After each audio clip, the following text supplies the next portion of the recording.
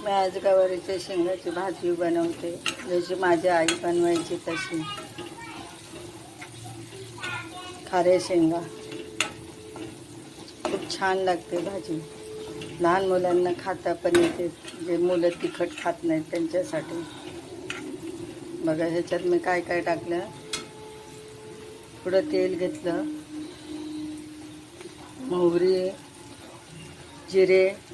मोहरी जिरेची फोडणी आणि थोडासा लसूण चिरचून टाकला.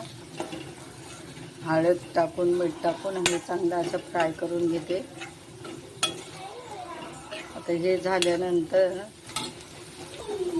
आता थोडंसं पाण्याचा शिंतोडा देते.